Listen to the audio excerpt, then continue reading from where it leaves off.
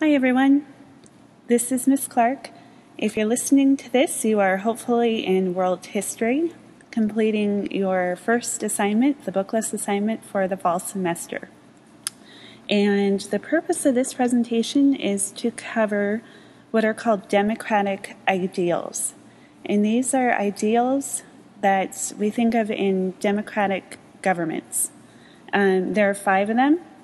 They are rule of law, code of laws, the value of the individual, consent to the governed, and citizen participation. So what I'm going to do here is cover those 5 and explain what each of them means and give you an example or 2 for each one. As you listen to this presentation, what I want you to do is to write down each one of these ideals. Rule of law, code of laws, the value of individual, consent to the governed, and citizen participation. And I want you to write down for each one why it's an important aspect of democracy. And remember, democracy is a form of government where the input of the people that are living in the country is important. It's not just all about the government and whatever they want to have done be the only thing that happens. So at least in theory, the government should be somewhat concerned about the people and give them some input into the government. So voting, things like that. So that's what we're covering here when we talk about democratic ideals. So again, for your assignment, you're going to write each of these 5 things down as I cover them, and then tell why it's an important aspect of democracy. And this can be gathered from what I tell you, but also from your own thoughts too.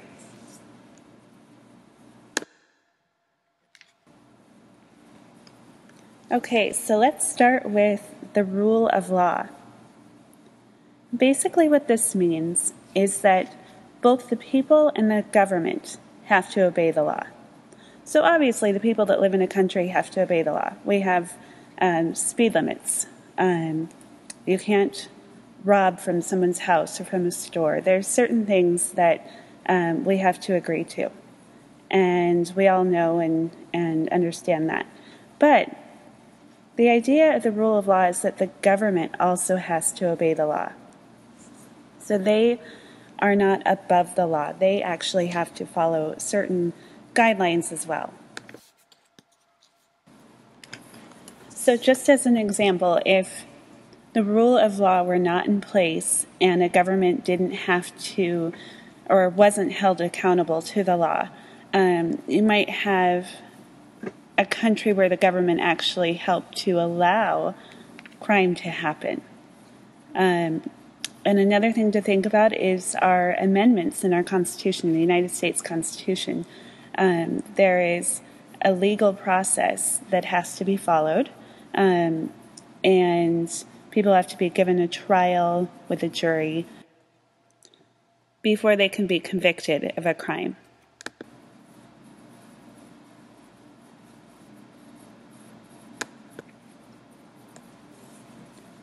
All right, our second point to cover here is the code of laws. And what we're talking about when we talk about code of laws is that our laws are actually written down. And that is the case in the United States.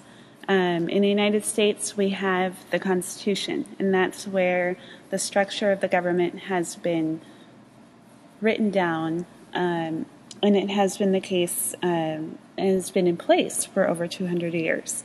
There's some countries, England is a good example of this, where they don't have an official constitution. They have several different documents that, over the course of history, have come to represent their government.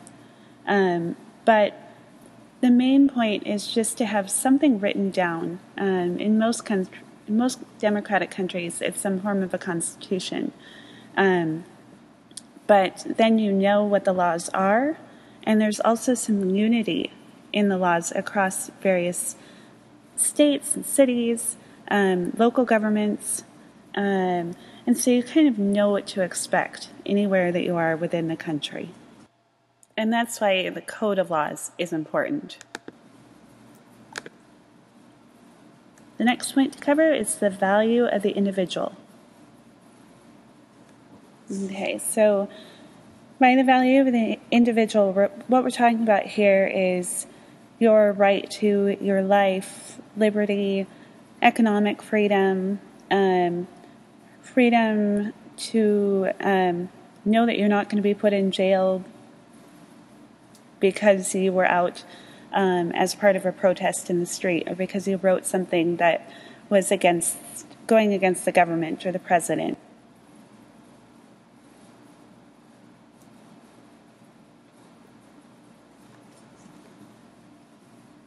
The fourth point we're going to cover is the consent of the governed, and this is the idea that the power of the government really comes from the people, and the people have the ability to vote on issues. In the United States, we live in a representative government, and that means that we elect representatives to go and actually do the work of being involved in the government. I don't know about you, but if I had to go and vote on every single law, every single piece of government legislation, I get real tired of that real quick. I have other things to do.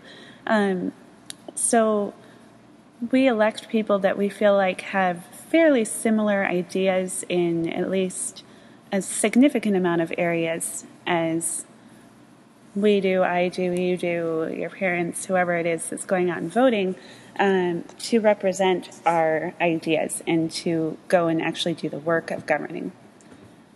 But we have the right to vote, and we help decide on laws that govern this country.